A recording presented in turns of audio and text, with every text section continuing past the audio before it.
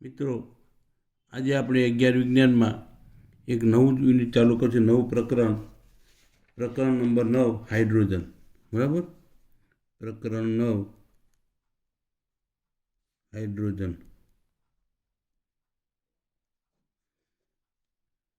હવે આપણે આ ચેપ્ટરની અંદર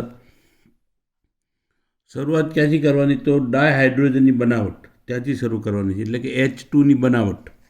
બરાબર, H2ની બનાવટ એટલે બનાવવાની રીત.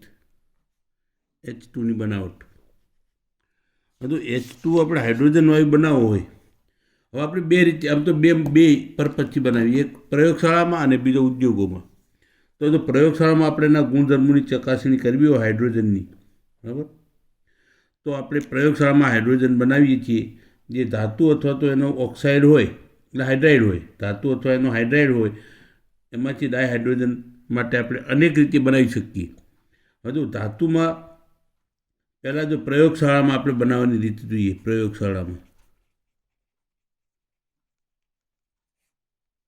પ્રયોગશાળામાં હાઇડ્રોજન વાયુ બનાવવો હોય, ડાયહાઇડ્રોજન એટલે હાઇડ્રોજન.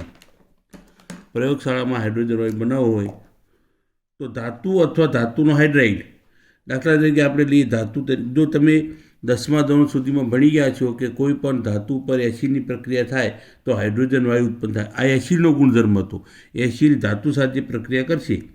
હવે ધાતુમાં આપણે પ્રયોગશાળામાં એવી ધાતુ પસંદ કરીએ કે જે ઝડપથી પ્રક્રિયા કરતો હોય, એટલે કે જે ઝડપથી ઇલેક્ટ્રોન આપતો હોય. બરાબર, એટલે ઝીંક જે છે સક્રિય ધાતુ છે, ઝેડએનની તમે HCl સાથે પ્રક્રિયા કરો. બરાબર, તમે ઝેડએન ઉપર HCl નાખશો તો તરત જ ઝીંક ક્લોરાઇડ બનશે અને હાઇડ્રોજન વાયુ ઉત્પન્ન થશે, ડાયહાઇડ્રોજન. અને બે વળી ગુણી નાખો, સમતુલિત થઈ ગઈ. તો આને આપણે પ્રેક્ષક કાઢી નાખીએ તો તમને આ પણ લખી શકો, Zn પ્લસ 2H પ્લસ. બરાબર, આમાં આપણે લખીએ તો Zn2 પ્લસ વત્તા H2. તમારામાં આ લખો કે આ સૌથી સારી પદ્ધતિ. આ કેમ કે ધાતુ અને HClની પ્રક્રિયામાં હાઇડ્રોજન ઉત્પન્ન થાય છે. તો આ રીતે આપણે પ્રયોગશાળામાં ઉત્પન્ન કરી, બેમાંથી ગમે તે એક પ્રક્રિયા લખવાની તમારે. બરાબર, ઝીંક અને HClની પ્રક્રિયા. ન તો બીજો એસિડ નાખશો આમાં સલ્ફ્યુરિક તોય ઉત્પન્ન થશે, પણ આપણને HCl છે ને સામાન્ય રીતે પ્રયોગશાળામાં મળી રહેતો અને સસ્તો પડતો, એટલે આપણે HClનો ઉપયોગ કરીએ વધુ પડતો. બરાબર, બાકી કોઈ પણ એસિડ તમે નાખશો તો એ પ્રક્રિયા તો આ જ થવાની છે. હવે બીજો, ઝીંકનું જલીય આલ્કલી. આલ્કલી એટલે બે જ. આલ્કલી એટલે KOH છે, NaOH છે. આ કેવા છે? આલ્કલી છે, બે જ છે.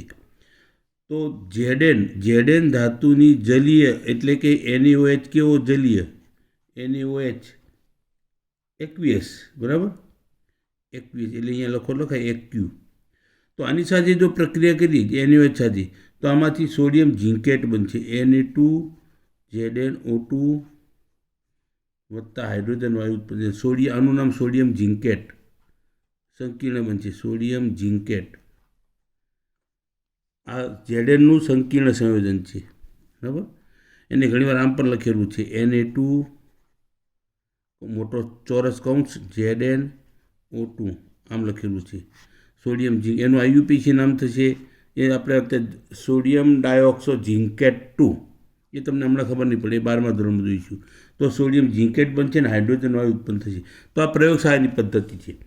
પ્રયોગશાળામાં આપણે શું કરીએ કે મોંઘો પડે સસ્તો પડે આપણે જોતા નથી, આપણે તો હાઇડ્રોજન વાયુથી મતલબ હોય. પણ જ્યારે ઉદ્યોગોમાં જ્યારે આપણે વ્યાપારી ધોરણે એટલે કે વેપાર માટે જો બનાવતા હોય, એટલે કે હવે બીજો પાર્ટ જે છે, આ પહેલો પાર્ટ પ્રયોગશાળામાં, બરાબર, આ પહેલો, અને બીજો પાર્ટ છે ઉદ્યોગોમાં. બરાબર, ઔદ્યોગિક ઉત્પાદન પણ કહેવાય ને, ઔદ્યોગિક ઉત્પાદન એટલે કે વ્યાપારિક ધોરણે બનાવવું હોય અથવા વ્યાપારિક ઉત્પાદન, વેપાર માટે. વેપારમાં શું હોય કે જેમ બને આપણને પ્રોડક્ટ સસ્તી મળે એવો પ્રયત્ન કરીએ. તો એ આપણને આમાં જેમ બને એમ હાઇડ્રોજન સસ્તો પડે એવો પ્રયત્ન આપણે કરશું.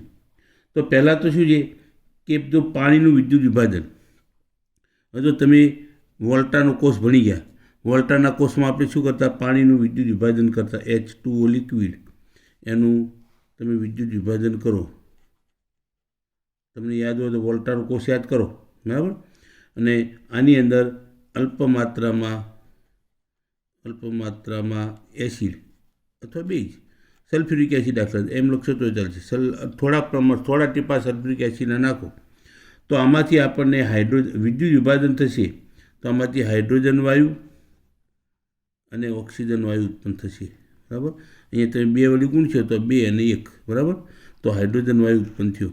તો વોલ્ટાનો કોષ છે પાણીનું વિદ્યુત વિભાજન આપણે કરીએ છીએ. એટલે જો પાણીનું વિદ્યુત વિભાજન કરીએ તો એની અંદર આપણે જો 2 ધ્રુવ મૂકી એનોડ અને કેથોડ, તો અમે એનોડ અને કેથોડ મૂકીએ તો વોલ્ટાનો કોષ. હવે આપણે અત્યારે પર ટાઈમ નથી ને તો તમે જો કે ભણી ગયા છો, આવો તમે પ્રયોગ કર્યો હોય તો આમાં એક એનોડ પોઝિટિવ હોય હંમેશા અને કેથોડ નેગેટિવ હોય. એનોડ પર હંમેશા ઓક્સિડેશન થાય અને કેથોડ પર રિડક્શન થાય. આ તો રેડોક્સના ચેપ્ટરમાં ભણી ગયા છો. તો એનોડ ઉપર આ પોઝિટિવ છે ત્યાં શું ઉત્પન્ન થશે? તો O2. અને આ નેગેટિવ છે ત્યાં શું થશે? તો હાઇડ્રોજન. તો ધન ધ્રુવ ઉપર ઓક્સિજન અને ઋણ ધ્રુવ ઉપર હાઇડ્રોજન ઉત્પન્ન થશે. આ પાણીનું વિદ્યુત વિભાજન છે. તો પાણીનું વિદ્યુત વિભાજન કરીને આપણે હાઇડ્રોજન ઉત્પન્ન કરીએ. બરાબર. આ રીતે. અને ઓક્સિજન હવામાં જાય. બરાબર. એને ઉપયોગમાં લઈ શકાય બાય પ્રોડક્ટ તરીકે. બરાબર. તો આ રીતે હાઇડ્રોજન મેળવી શકાય. બીજી પદ્ધતિ જે છે, હાઇડ્રોજન મેળવવાની, બેરિયમ હાઇડ્રોક્સાઇડનું જલીય દ્રાવણ છે એનું વિદ્યુત વિભાજન કરો. હવે તમારે પ્રક્રિયા નથી કરવાની. તમારે યાદ રાખો, નિકલના વિદ્યુત ધ્રુવો વચ્ચે ગરમ બેરિયમ હાઇડ્રોક્સાઇડનું વિદ્યુત વિભાજન કરવાથી અતિ શુદ્ધ આપણને હાઇડ્રોજન વાયુ મળશે. હવે એમાં અતિ શુદ્ધ મળવાનું કારણ શું? કે જો આ પદ્ધતિમાં આપણને હાઇડ્રોજન અને ઓક્સિજન 2 વાયુ મળે તો 2 વાયુનું મિશ્રણ છે આની અશુદ્ધિમાં આવશે.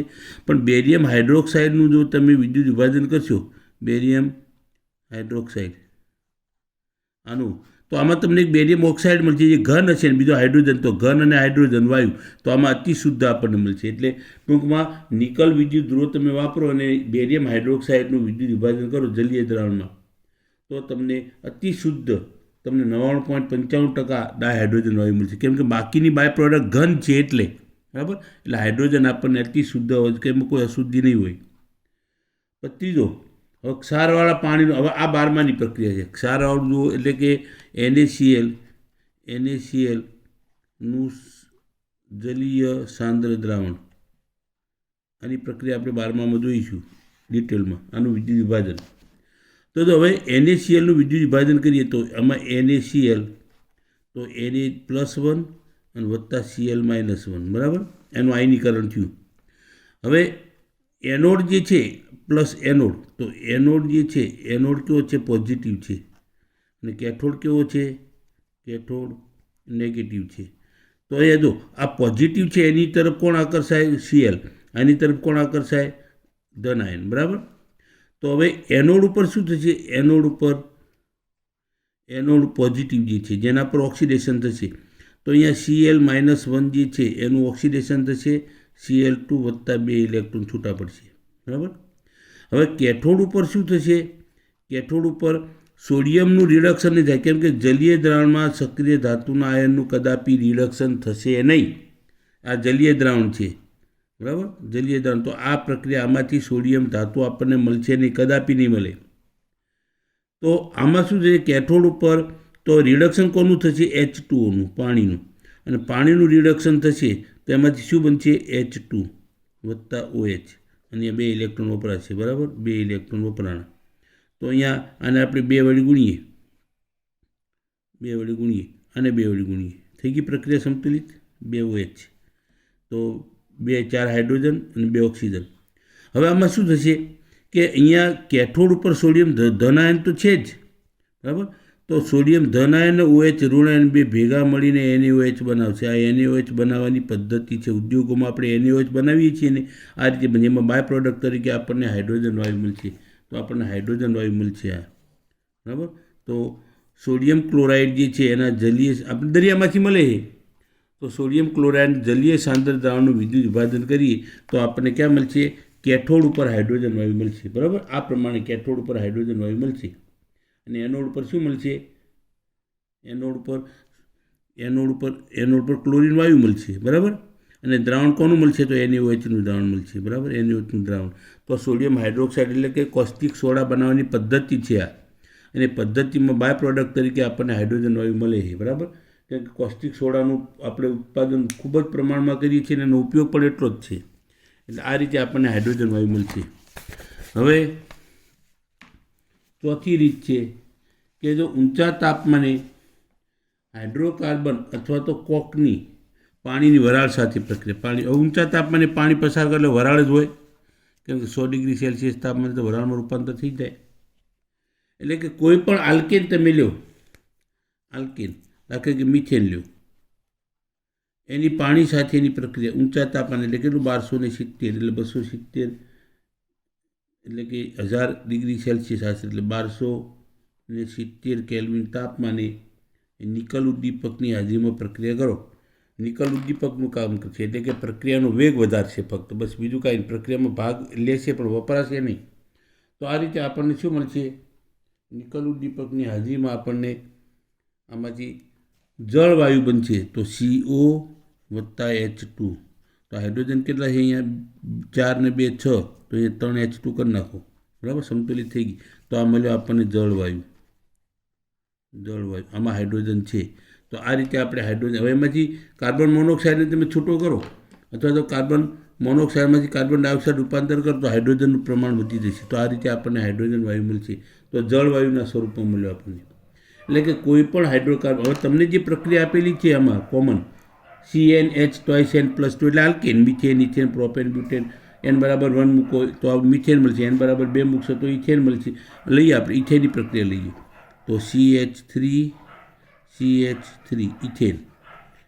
ઇથેનની તમે પાણીની વરાળ કેટલું? 1270 કેલ્વિન તાપમાન નિકલ ઉદ્દીપકની હાજરીમાં. તો કાર્બન કેટલા છે અહીંયા? 1 ને 2, તો આપણને 2 CO મળશે, બરાબર, વત્તા હાઇડ્રોજન વાયુ મળશે. તો હાઇડ્રોજન કેટલા? 3 દુ 6 ને 2 8, તો 4 H2. તો અહીં આપણે 2 વડે ગુણી નાખીએ, બરાબર, અને 2 વડે ગુણીએ તો 2 ને 2 4, 4 ને 3 ને 3 6, 6 ને 4 10 હાઇડ્રોજન, તો 5 H2 કરી નાખો. થઈ ગઈ પ્રક્રિયા સંતુલિત. 2 કાર્બન 2 ઓક્સિજન થઈ ગયા. તો આપણને આમાં જળવાયુ મળશે.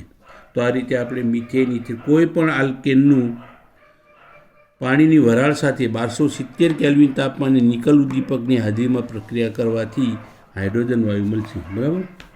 તો આ મિશ્રણને આપણે શું કહીએ? આ બેનું મિશ્રણ એને જળવાયુ કહેવાય, જેને વોટર ગેસ કહેવાય. હવે જો CO અને H2નું મિશ્રણ મિથેનોલ ને અનેક હાઇડ્રોકાર્બન, હવે જો અનેક હાઇડ્રોકાર્બન એટલે મિથેન, ઇથેન, હવે જો પ્રોપેન, એમાં સંશ્લેષણમાં ઉપયોગી બીજા હાઇડ્રોકાર્બન આપણે બનાવવા હોય તો એનું સંશ્લેષણ, દાખલા તરીકે હાઇડ્રોજન આપણને મળશે તો હાઇડ્રોજન રિડક્શન, કેમ કે હાઇડ્રોજનનું ઉમેરાવ એટલે રિડક્શન, તો આપણે આલ્કીનનું રિડક્શન કરીને એમાંથી આલ્કીન મેળવી શકાશે, બરાબર. તો આપણે એ 12મા ધોરણ સુધીમાં આપણે એના ઉપયોગ જોઈ લઈશું, બરાબર. તો હાઇડ્રોજન જે છે આ મિશ્રણ હાઇડ્રોજન અને કાર્બન મોનોક્સાઇડ એટલે કે જળવાયુ, તો આ અનેક સંયોજનોનું સંશ્લેષણ એટલે કે ઉત્પાદન કરવામાં ઉપયોગી, એટલે એને સંશ્લેષણ વાયુ કહેવાય, એટલે સંશ્લેષિત વાયુ. આને જળવાયુનું બીજું નામ સંશ્લેષિત વાયુ, કારણ કે બીજા અનેક હાઇડ્રોકાર્બનના સંશ્લેષણમાં વપરાય છે એટલે એને સંશ્લેષિત વાયુ કહેવાય, બરાબર. હવે બીજું, અથવા તો સિનગેસ કહેવાય, અથવા એને સિનગેસ કહેવાય. શબ્દ યાદ રાખજો, સિનગેસ અને સિનગેસ પણ કહેવાય. તો જળવાયુ અથવા સંશ્લેષિત વાયુ અથવા તો સિનગેસ, આ બધા એના જ નામ છે. હવે અત્યારે આપણે શું કરીએ છીએ કે સિનગેસ ક્યાંથી મળે? તો સ્યુએજ, એટલે કે જે આખા ગામની ગટરનું પાણી ભેગું થતું હોય એને સ્યુએજ ફાર્મ કહેવાય. લાકડાના બારીક ભૂકો હોય એનું આપણે ફર્મેન્ટેશન કરી એમાંથી મેળવીએ છીએ. લાકડાના ટુકડાઓ એમાંથી મેળવીએ. સમાચાર એટલે કે છાપાના કાગળ હોય ને એનું ફર્મેન્ટેશન કે એમાંથી અથવા કોલસામાંથી સિનગેસ બનાવવામાં આવે છે. તો આ પ્રક્રિયા જે છે એને કોલ ગેસિફિકેશન, એટલે કોલમાંથી મેળવીએ ને કોલસામાંથી, એટલે એને કોલ ગેસિફિકેશન, એમાંથી ગેસિફિકેશન કર્યું તેમાંથી કોલ ગેસિફિકેશન દ્વારા કોલગેસ મેળવવામાં આવે, બરાબર, ફર્મેન્ટેશન દ્વારા. એટલે કે કાર્બનની, જો આપણે આ લીધું ને કે મિથેનની પાણીની વરાળ સાથે, તો કાર્બનની પાણીની વરાળ સાથે, બરાબર, આ વાયુ, કેમ કે વાયુ સ્વરૂપમાં જ છે H2O ઊંચા તાપમાને, આ કેવો છે? સોલિડ, બરાબર, આ સોલિડ કાર્બન. તો આની તમે 1270 કેલ્વિન તાપમાને નિકલ ઉદ્દીપક, હવે જો આમાં ઉદ્દીપકની જરૂર નથી, આમાં તો આમાંથી CO વત્તા H2, આમાંથી આપણને જળવાયુ મળશે, જળવાયુ, બરાબર. તો હવે આનો ઉપયોગ ક્યાં થશે કે આયન ક્રોમેટ ઉદ્દીપકની હાજરીમાં સિનગેસ મિશ્રણમાં કાર્બન મોનોક્સાઇડ પાણી વરાળ, તો આપણને એમાંથી શું મળશે? હવે એનાથી આગળ થોડાક આગળ, હવે તો આયન હવે ઉદ્દીપક તરીકે તમારું ઉદ્દીપકનું નામ તમને યાદ ન રહે કાંઈ નહીં, ઉદ્દીપકની હાજરીમાં લખી નાખવાનું ખાલી. આયન ક્રોમેટ જે છે ને એ તમને સૂત્ર યાદ નહીં રહે. તો ઉદ્દીપકની હાજરીમાં સિનગેસ મિશ્રણ જે છે એનું કાર્બન મોનોક્સાઇડની હતો આ જે છે કાર્બન મોનોક્સાઇડ વત્તા H2O આને આપણે શું કહીએ છીએ? જળવાયુ. તો આ જળવાયુમાંથી કાર્બન મોનોક્સાઇડ જે છે ને એની ફરીથી આપણે H2O સાથે પ્રક્રિયા કરીએ 673 કેલ્વિન તાપમાને ઉદ્દીપકની હાજરીમાં, તો આમાંથી CO2 બનશે અને વત્તા H2 બનશે. એટલે તમે જુઓ કે કાર્બન મોનોક્સાઇડ છે એનો ઉપયોગ કરીને ફરીથી આપણે હાઇડ્રોજન વાયુ ઉત્પન્ન કર્યો, એટલે આ વધારાનો હાઇડ્રોજન વાયુ મળ્યો. તો આ પ્રક્રિયાને જળવાયુ સ્થાનાંતર પ્રક્રિયા કહેવાય. બરાબર. એટલે સોડિયમ આર્સેનાઇડ દ્રાવણમાંથી પસાર કરીને કાર્બન ડાયોક્સાઇડ સોડિયમ આર્સેનાઇડમાંથી પસાર કરો. તો આ સૂત્રો યાદ રાખવાની જરૂર નથી, એટલે આપતો નથી તમને, પણ સોડિયમ આર્સેનાઇડમાંથી પસાર કરો એટલે કાર્બન ડાયોક્સાઇડનું શોષણ થઈ જશે, હાઇડ્રોજન વાયુ આપણને મુક્ત અવસ્થામાં એટલે શુદ્ધ અવસ્થામાં હાઇડ્રોજન વાયુ મળશે. તો આ રીતે હાઇડ્રોજન વાયુ આપણે ઉદ્યોગોમાં મેળવીએ છીએ. બરાબર. હવે હાલમાં 77% આપણે ઔદ્યોગિક હાઇડ્રોજન ઉત્પાદન પેટ્રોલ રસાયણમાંથી, 18% એ ટકા યાદ રાખવાની જરૂર નથી તમારે. હવે ડાયહાઇડ્રોજનના ગુણધર્મો. ગુણધર્મોમાં છે ને તમારે ગુણધર્મો અલગ લખવાના એક એક કરીને. એના ભૌતિક ગુણધર્મો જે છે આ ભૌતિક ગુણધર્મોની અંદર ખાલી ગોખી ન મારતા, તમે સમજીને કરજો. ગુણધર્મોમાં હવે તો હાઇડ્રોજન વાયુ તમે ક્યાંક જોયો હશે કે ફુગ્ગામાં ભરેલો હોય, તમે કોઈ રંગ દેખાય છે, વાસ આવે છે, તો રંગવિહીન, વાસવિહીન, સ્વાદવિહીન છે, દહનશીલ છે. કે હાઇડ્રોજન ઓક્સિજન સાથે ધડાકા સાથે સંયોજાય, બરાબર, અને દહનશીલ છે, પોતે ઓક્સિજનની હાજરીમાં સળગે ને હાઇડ્રોજન ઓક્સાઇડ એટલે કે પાણી ઉત્પન્ન કરશે. તો હવા કરતાં આલ્કો તો આપણને ખબર છે, હવા કરતાં આલ્કો H2 નાનામાં નાનો પહેલો પરમાણુ ક્રમાંક કોનો? હાઇડ્રોજનનો, એટલે હલકો વાયુ છે. બરાબર. તો હવા કરતાં હલકો અને પાણીમાં અદ્રાવ્ય. હવે પાણીમાં અદ્રાવ્ય છે, પાણીમાં હાઇડ્રોજનનું પ્રમાણ નથી. બીજું ડાયહાઇડ્રોજન અને ડ્યુટેરિયમના ભૌતિક ગુણધર્મો તમને કોષ્ટકમાં આપેલા છે. બરાબર. એ કોષ્ટક પછી આપણે જોઈએ 9.1માં એના ગુણધર્મો. ડ્યુટેરિયમ અને એટલે કે એમાં હાઇડ્રોજનના સમસ્થાનિકો જે છે, હાઇડ્રોજન એટલે પ્રોટિયમ, ડ્યુટેરિયમ અને ટ્રિટિયમ તમે ભણી ગયા લગભગ. તો એના ભૌતિક ગુણધર્મો હવા કરતાં હલકો છે. બરાબર. તો હાઇડ્રોજન વાયુ હલકો છે, કેમ કે વજનમાં હલકો છે. હાઇડ્રોજનનો પરમાણુ ભાર કેટલો? 1, અને અણુ ભાર કેટલો? તો 2. બરાબર. હવે 2 અણુભાર તો કોઈનો છે નહીં, કોઈ વાયુનો આના સિવાય. તો હાઇડ્રોજન વજનમાં હલકો છે એટલે આપણે એને હલકો વાયુ કહીએ છીએ. પણ માણસ વજનમાં ભારે હોય તોય હલકો હોય, કેટલીક વાર હોય ને, જોયો હશે તમે. એ માણસ હલકાઈ કરે એટલે હલકો કહેવાય. બરાબર. બિનજરૂરી. હવે એના રાસાયણિક ગુણધર્મો. રાસાયણિક ગુણધર્મો જે છે, તો હાઇડ્રોજન વાયુ જે છે, ડાયહાઇડ્રોજન વાયુ, હું હાઇડ્રોજન વાયુ બોલું એટલે તમારે ડાયહાઇડ્રોજન સમજવાનું. બરાબર. તો ડાયહાઇડ્રોજન રાસાયણિક પ્રક્રિયા જે છે એ બંધ વિયોજન એન્થાલ્પી દ્વારા નક્કી કરવામાં આવે. એટલે કે હવે તો કોઈ પણ રાસાયણિક પ્રક્રિયા થાય તો જો બધી જ રાસાયણિક પ્રક્રિયાઓ સૂક્ષ્મ રીતે એક સમાન છે એવું વિધાન છે. બધી જ રાસાયણિક પ્રક્રિયાઓ સૂક્ષ્મ રીતે તમે જુઓ તો એક જ પ્રકારની છે. કઈ રીતે? તો પ્રક્રિયકના બંધ તૂટે અને નિપજના બંધ બને. બધામાં જ થાય છે ને, તો બધી એક જ જેવી થઈ કે નહીં? તો રાસાયણિક બંધ, જ્યારે રાસાયણિક પ્રક્રિયા થાય એટલે આ હાઇડ્રોજન વચ્ચેનો બંધ તૂટશે. હવે આની બંધ એન્થાલ્પી કેટલી? 103 કિલો કેલરી છે. હવે તમે કિલો જૂલમાં લખો એટલે તમારે ફેરવવા પડે, તમારે યાદ રાખવાની જરૂર નથી. તો આમાં હાઇડ્રોજન બંધની વિયોજન એન્થાલ્પી જે છે કોઈ પણ તત્વના 2 પરમાણુ વચ્ચેના એક બંધ માટે ઉચ્ચતમ હોય.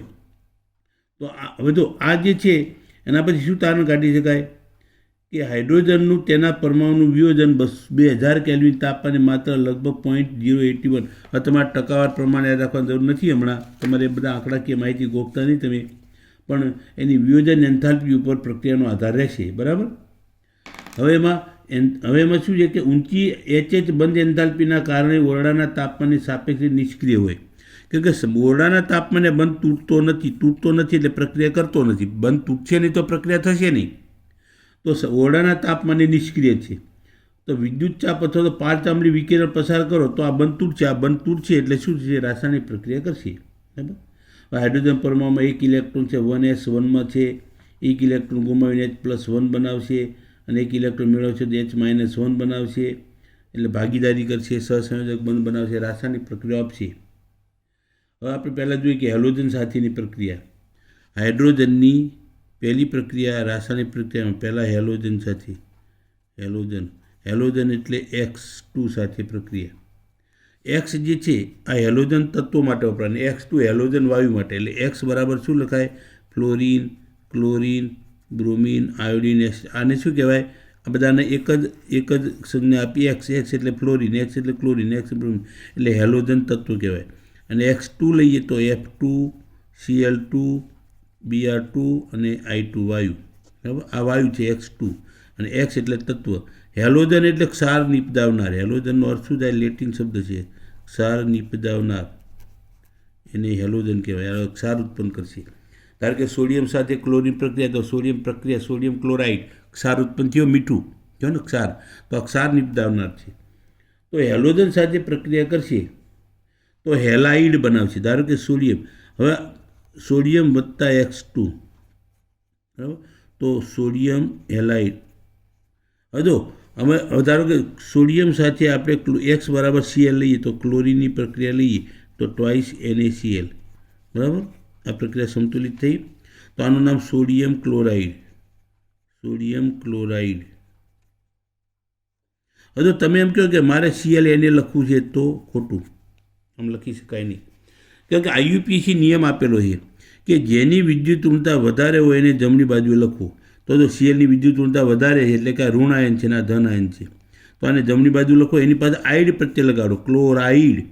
બરાબર, તો sodium chloride, sodium bromide, sodium iodide, sodium sulphide છે ને, તો આઈડ પ્રત્યે લગાડો તો હેલાઇડ બનાવશે. તો સોડિયમનો હેલાઇડ એટલે ક્લોરિન લેશો તો ક્લોરાઇડ, સોડિયમની સાથે બ્રોમિનની પ્રક્રિયા કરશો, આયોડિનની પ્રક્રિયા કરશો તો સોડિયમ આયોડાઇડ બનશે. આયોડાઇડ, હેલાઇડ, સોડિયમનો halide, iodide, sodium halide, sodium chloride, નામ જુઓ તમે, sodium halide, sodium chloride, sodium halide, sodium iodide, તો આયોડાઇડ, સોડિયમ આયોડાઇડ હેલાઇડ બનશે. તો આ હાઇડ્રોજનની હેલોજન સાથેની પ્રક્રિયામાં. બરાબર, હવે આપણે આ રેફરન્સ લીધો આપણે, બરાબર, આ બધા રેફરન્સ લીધો આપણે, આ બધા. હવે આપણે પ્રક્રિયા લઈએ હાઇડ્રોજનની. તો હાઇડ્રોજનની પ્રક્રિયા તમે ક્લોરિન સાથે કરો તો હાઇડ્રોજનનો હેલાઇડ, તો HCl બનશે. બરાબર, આપણે રેફરન્સ લીધો. આ સોડિયમને તમને સક્રિય ધાતુ સાથેની પ્રક્રિયા આપી, આ રેફરન્સ સમજાવવા માટે કે હેલાઇડ ક્ષાર નિપટાવનાર બધા ક્ષાર બનશે. બરાબર, તો આમ ધાતુ સાથે ક્ષાર આપશે, આ ક્ષાર નથી, તો એસિડ છે. તો હાઇડ્રોજન સાથે પ્રક્રિયા કરશે. બરાબર, હાઇડ્રોજન સાથે ક્લોરિનની પ્રક્રિયા, તો એમાં HCl બનશે. હાઇડ્રોજનની બ્રોમિન સાથેની પ્રક્રિયામાં હાઇડ્રોબ્રોમિક એસિડ બનશે, HBr બનશે, હાઇડ્રોબ્રોમિક એસિડ, હાઇડ્રોઆયોડિક એસિડ. તો X બરાબર એટલે H2 વત્તા X2, તો ટ્વાઇસ HX બનશે. અને X બરાબર શું લેવાનું? X બરાબર ફ્લોરિન, ક્લોરિન, બ્રોમિન અને આયોડિન.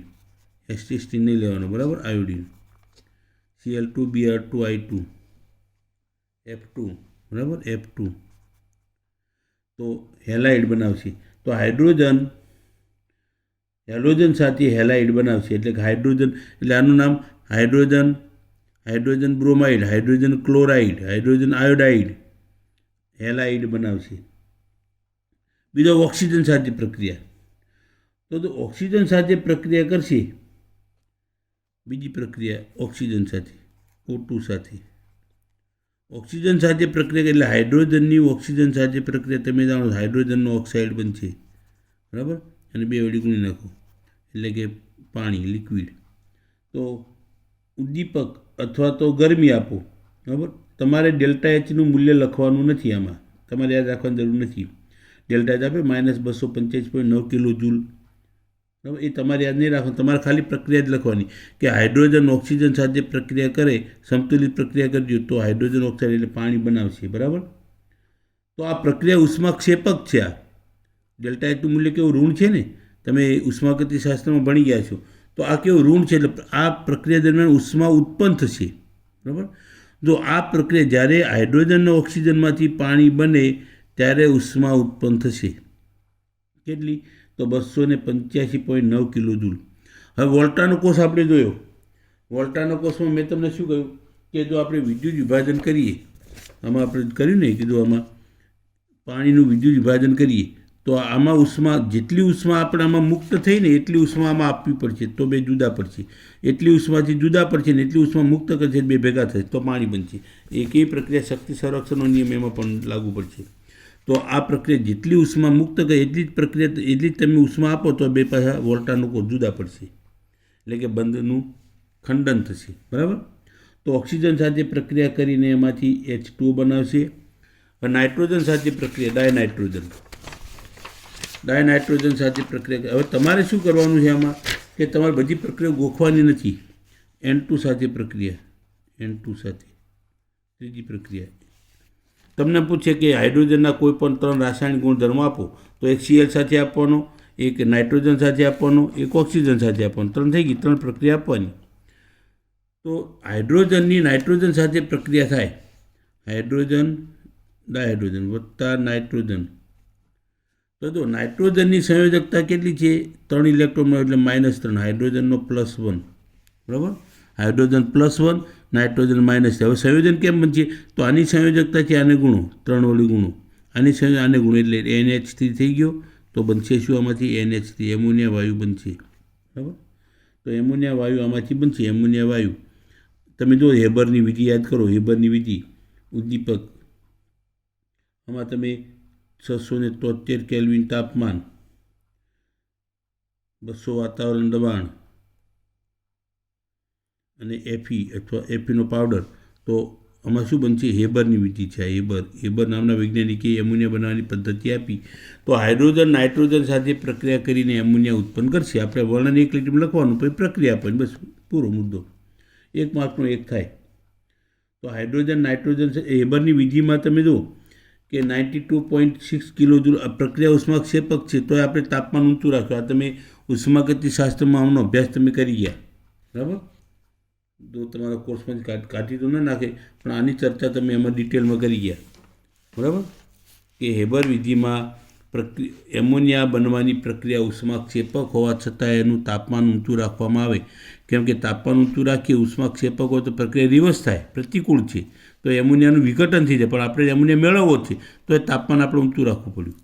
તો આપણે એનો બદલો શામાં લીધો, શામાં સરભર કર્યું, એ તમે ચર્ચા કરી ગયા. બરાબર. એને આપણે અત્યારે ટાઈમ નથી એમાં લેતા. તો નાઇટ્રોજન સાથે પ્રક્રિયા, ઓક્સિજન સાથે પ્રક્રિયા અને હેલોજન સાથે પ્રક્રિયા. ધાતુ સાથે પ્રક્રિયા, ધાતુ સાથેની પ્રક્રિયા જે ચોથી, ધાતુ સાથે. તમે રેડોક્સના ચેપ્ટરમાં ભણી ગયા કે ધાતુ સાથે હાઇડ્રોજન જોડાણો હોય. ધારો કે સોડિયમ છે, સોડિયમ વત્તા હાઇડ્રોજન, તો આમાંથી શું બનશે? સોડિયમ હાઇડ્રાઇડ બનશે. બરાબર. NaH, સોડિયમ હાઇડ્રાઇડ, આને 2 વળી ગુણી નાખો તો સોડિયમ હાઇડ્રાઇડ. મેં તમને શું કહ્યું કે જમણી બાજુ એની પાસે હાઇડ લાગે, સોડિયમ હાઇડ્રાઇડ. જો આમાં આપણે જો H2O માં શું લખતા? Hydrogen oxide. આમાં હાઇડ્રોજન લખતા ને આમાં હાઇડ્રાઇડ લખ્યો છે. તો જો આમાં હાઇડ્રોજન +1 છે ને આમાં હાઇડ્રોજન -1 છે. બરાબર. એટલે સોડિયમ કરતાંની વિદ્યુત ઊર્જા વધારે છે હાઇડ્રોજનની, તો આમાં હાઇડ્રાઇડ બોલાશે. આમાં ઓક્સિજન કરતાં હાઇડ્રોજનની વિદ્યુત ઊર્જા ઓછી છે એટલે હાઇડ્રોજન સંયોજન. આ હાઇડ્રોજન સંયોજન કહેવાય અને હાઇડ્રાઇડ કહેવાય. તો ધાતુ સાથે હાઇડ્રોજનની પ્રક્રિયા થાય તો હાઇડ્રાઇડ બનાવશે. હવે સામાન્ય તમારે શું કરવાનું? આમાં સક્રિય ધાતુ લેવાની. એટલે મોટાભાગે આલ્કલી લઈ લો ચાલશે, સોડિયમ છે અથવા તો પછી હવે તમારે K વત્તા H2, તો પોટેશિયમ હાઇડ્રાઇડ KH. તો પોટેશિયમની હાઇડ્રોજન સાથે પ્રક્રિયામાં પોટેશિયમ હાઇડ્રાઇડ બનશે. આલ્કલી લઈ લેવાનું. એલ્યુમિનિયમ હાઇડ્રાઇડ બનાવશે. ઝીંક પણ એમાં તમારે શું કરવું પડે? ધારો કે Zn છે, Znની ધાતુ સાથે Zn ધાતુની પ્રક્રિયા હાઇડ્રોજન સાથે થાય તો ઝીંક ZnH2 બનશે. સંતુલિત થઈ ગઈ. તો ઝીંક હાઇડ્રાઇડ સક્રિય ધાતુ સાથે હાઇડ્રાઇડ સંયોજનો બનાવશે. આ બધા જે છે ને સક્રિય ધાતુ સાથે હાઇડ્રાઇડ સંયોજનો બનશે આ બધામાં. બરાબર. હવે એમાં ધાતુ સાથે પ્રક્રિયા, હવે ધાતુ આયન અને ધાતુ ઓક્સાઇડ સાથે પ્રક્રિયા. હવેની પ્રક્રિયા જે છે ધાતુ આયન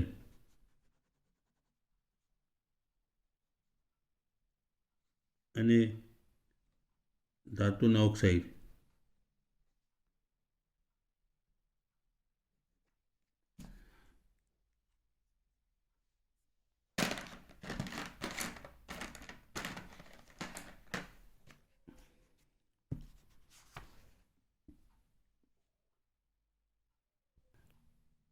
જો ધાતુ આયન અને ધાતુના ઓક્સાઇડ. હવે હાઇડ્રોજન સાથે હાઇડ્રોજનનું ઉમેરાવો એટલે રિડક્શન. તમે રેડોક્સમાં ભણી ગયા. હાઇડ્રોજનનું ઉમેરાવો એટલે રિડક્શન. તો હાઇડ્રોજન સાથેની પ્રક્રિયા બીજા અર્થમાં રિડક્શનની પ્રક્રિયા થઈ. ધારો કે હાઇડ્રોજન વાયુ છે, હાઇડ્રોજન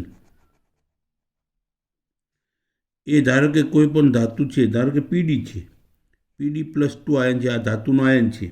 તો આની સાથે પ્રક્રિયા કરશે તો આનું શું થશે? આ પોતે આનું આ રિડક્શન કરતા છે, બરાબર. તો આ 0માંથી +1 એટલે કે આનું ઓક્સિડેશન થશે, આનું રિડક્શન થશે. આ +2 છે ઓક્સિડેશન આંક. હાઇડ્રોજનનો કેટલો 0 છે, તો આમાંથી H+1 થશે, બરાબર. અને વત્તા PD ધાતુ એટલે આનો 0. તો આ +2માંથી 0 એટલે રિડક્શન થયું.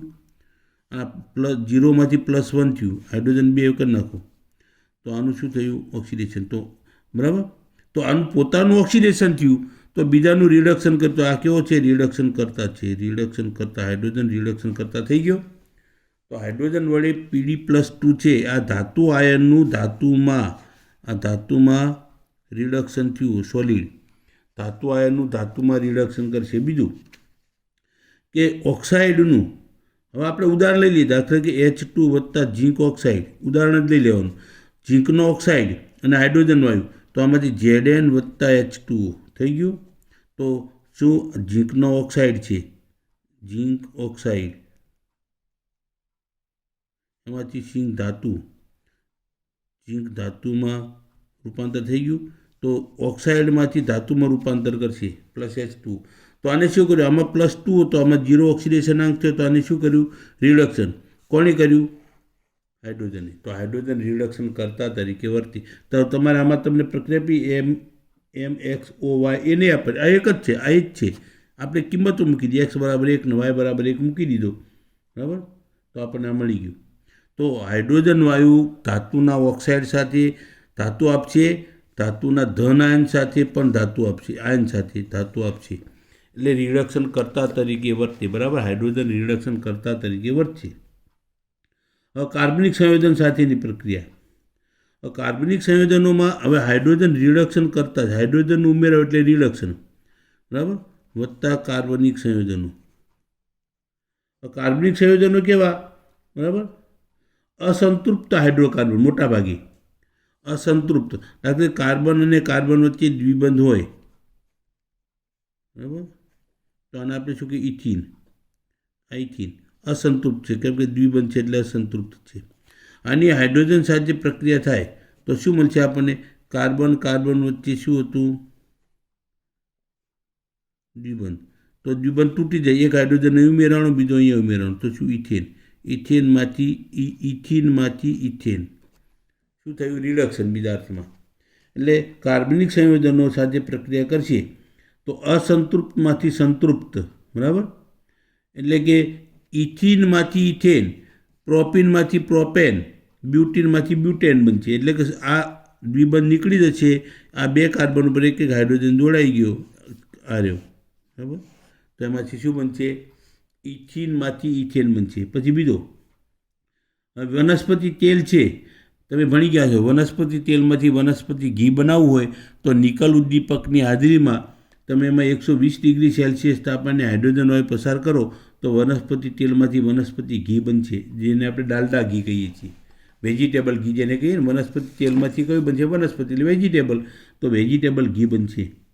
તો વનસ્પતિ તેલનું નિકલ ઉદ્દીપકની હાજરીમાં હાઇડ્રોજનનું ઉમેરાવું એટલે હાઇડ્રોજિનેશન, એને ગુજરાતીમાં કહેવાય હાઇડ્રોજનીકરણ.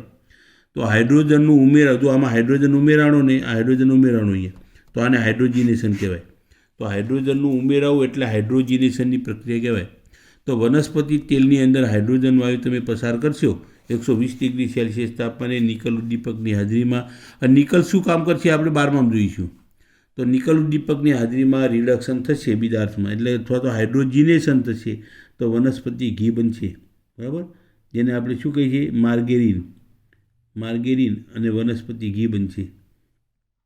બીજો ઓલિફિન, ટૂંકમાં હાઇડ્રોકાર્બન. હવે તમે એક જ ઉદાહરણ આપશો તોય ચાલશે, બરાબર. એમાં હવે હાઇડ્રોજનના ઉપયોગો તો તમે વાંચી લો તોય ખબર પડશે. તો જો હાઇડ્રોજનનો એક મોટો ઉપયોગ એમોનિયાના સંશ્લેષણ એટલે કે હેબરની વિધિથી આપણે એમોનિયા બનાવ્યો, અને એમોનિયાનો શું કર્યો આપણે? એમોનિયાનો ઉપયોગ યુરિયા ખાતર બનાવવામાં કર્યો. તો ખાતરના ઉત્પાદનમાં, બરાબર. તો નાઇટ્રિક એસિડ અને નાઇટ્રોજનયુક્ત ખાતરો બનાવવામાં એમોનિયાનો ઉપયોગ થાય, યુરિયા બનાવવામાં થાય. તો ખાતર બનાવવામાં હાઇડ્રોજનનો ઉપયોગ થયો કહેવાય કે નહીં, બરાબર. બીજો કે સોયાબીન, કપાસના બીજ વગેરેમાંથી મળતા બહુ જો અસંતૃપ્તિ, મેં કહ્યું ને દ્વિબંધ કે ત્રિબંધ હોય એને અસંતૃપ્ત કહેવાય, બરાબર. તો આ જે વનસ્પતિ તેલ મળશે એનું હાઇડ્રોજનેશન કરીએ તો એમાંથી શું છે કે વેજીટેબલ ઘીમાં રૂપાંતર થશે. તો વેજીટેબલ ઘી બનાવવાનો ઉપયોગ થયું એટલે કે વનસ્પતિ ચરબીના ઉત્પાદનમાં. ફેટ જ છે ને એક પ્રકારની. તો વનસ્પતિ ફેટ બનાવવામાં, ચરબી બનાવે એટલે કે વનસ્પતિ ઘી બનાવવામાં ઉપયોગી છે, બરાબર. ત્રીજો, કાર્બનિક સંયોજનોની બનાવટમાં મુખ્યત્વે મિથેનોલના ઉત્પાદનમાં. આપણે જેમ મિથેનોલમાંથી જળવાયુ બને તો જળવાયુમાંથી મિથેનોલ બનશે. તો CO+H2. આમાં તમે કોબાલ્ટ ઉદ્દીપકની હાજરીમાં પ્રક્રિયા કરશો, કોબાલ્ટ ઉદ્દીપક, કૌંસ કરેલું ઉદ્દીપક થઈ ગયો, તો એમાંથી મિથેનોલ બનશે, બરાબર. મિથેનોલ. તો મિથેનોલ બનાવવો હોય તો મિથેનોલ જળવાયુમાંથી. તો મિથેનોલનો ઉપયોગ ક્યાં થાય ખબર છે? અત્યારે કોરોનામાં જે સેનિટાઈઝર બનાવ્યું છે ને એમાં મિથેનોલ હોય, પ્રોપેન 2 ઓલ હોય, પ્રોપેન 1 ઓલ, આલ્કોહોલ હોય. 75% આલ્કોહોલ હોય, 25% પાણી હોય, એટલે સેનિટાઈઝર, બીજું કાંઈ ન હોય એમાં. તો એમાં સુગંધ નાખી દે કાંઈક આ ન ગમતી હોય તો. બાકી આલ્કોહોલનો ઉપયોગ ક્યાં થાય? સેનિટાઈઝર બનાવવામાં. પછી ધાતુના હાઇડ્રાઇડના ઉત્પાદનમાં ઉપયોગ થાય, બરાબર. ધાતુના હાઇડ્રાઇડ બનાવવા હોય એ આપણે શામાં વાપરીશું? કાર્બનિક રસાયણમાં ઉદ્દીપક તરીકે વાપર. દાખલા કે સોડિયમ એલ્યુમિનિયમ હાઇડ્રાઇડ. ધાતુના હાઇડ્રાઇડ છે ને, તો સોડિયમ એલ્યુમિનિયમ હાઇડ્રાઇડ, આનો ઉપયોગ રિડક્શન કરતા તરીકે સોડિયમ બોરોહાઇડ્રાઇડ, આનો ઉપયોગ પણ આપણે રિડક્શન કરતા તરીકે કરીશું. તો ધાતુના હાઇડ્રાઇડ બનાવવામાં, અને એ ધાતુના હાઇડ્રાઇડ જે છે એ શામાં ઉપયોગ થશે? તો રિડક્શન કરતા તરીકે, બરાબર. પછી HCl બનાવવામાં આપણે જોઈએ ને, હાઇડ્રોજનની ક્લોરિન સાથેની પ્રક્રિયામાં શું બનશે? તો HCl બનશે. તો HClની બનાવટમાં. પછી ધાતુ કર્મ વિધિની અંદર ભારે ધાતુ, એટલે ધાતુ મેં તમને ઉદાહરણ આપ્યું એક કે ઝીંક ઓક્સાઇડમાંથી ઝીંક મેળવવો તો આ પ્રક્રિયા, તો હાઇડ્રોજન સાથે પ્રક્રિયા કરો તો એના ગુણધર્મો છે એના ઉપયોગો બનશે. બધા ગુણધર્મો છે એના ઉપયોગો બનશે, બરાબર. તો ઝીંક ઓક્સાઇડમાંથી ઝીંક મેળવવું હોય તો હાઇડ્રોજન વડે રિડક્શન કરો. કેટલીક ધાતુઓના હાઇડ્રોજન વડે રિડક્શન કરીને એમાંથી ધાતુ મેળવવામાં આવે. પછી પરમાણ્વીય હાઇડ્રોજનને ઓક્સી હાઇડ્રોજન ટોર્ચ કાપવાના, એટલે કે આપણે જે કાપવાના અને વેલ્ડિંગના કામમાં જે વપરાય ને, કે તાપમાન બહુ ઊંચું બનશે એમાં, બરાબર. વિદ્યુત ચાપ દ્વારા વિયોજન થાય એટલે પુનઃજોડાણ વેલ્ડિંગ કરવાની, એટલે વેલ્ડિંગ કરવામાં ઉપયોગ લખશો તો ચાલે, બીજું તાપમાન ન લખતા, વેલ્ડિંગ કરવામાં. પછી રોકેટ બળતણમાં, રોકેટ બળતણની અંદર શું વપરાય ખબર? જળવાયુ. રોકેટની અંદર બળતણ તરીકે જળવાયુ વપરાય. તો જળવાયુમાં હાઇડ્રોજન આવી ગયો કે નહીં? તો હાઇડ્રોજનનો ઉપયોગ રોકેટ બળતણમાં થાય, જળવાયુનો. તો રોકેટ બળતણમાં થાય. પછી બળતણ કોષની અંદર, હવે બળતણ કોષ તમે જાણતા નથી એ બારમાં, પણ ખાલી શબ્દ લખવાનો કે ફ્યુઅલ સેલ બળતણ કોષમાં ઉપયોગી છે એટલું લખશો. એ કોષની રચના, સિદ્ધાંત, કાર્ય બધું આપણે 12માં જોઈશું, બરાબર. તો બળતણ કોષમાં વપરાય એટલું ખાલી લખજો, બીજું કાંઈ નહીં લખશો ચાલશે. તો ડાયહાઇડ્રોજન બળતણ કોષમાં વપરાય છે, બરાબર. આ બધા એના ઉપયોગો છે. બધા ઉપયોગો તમે ધારો કે 3 માર્કનો પ્રશ્ન હોય તો 6 ઉપયોગ લખવાના, 2 માર્કનો પ્રશ્ન હોય તો 4 ઉપયોગ લખવાના, અને ખાલી ઉપયોગો લખો તો 2 તો લખવા જ પડે 1 માર્કમાં, બરાબર. હવે હાઇડ્રાઇડ સંયોજનો જે છે, હાઇડ્રાઇડ સંયોજનો કે જેની ચર્ચા છે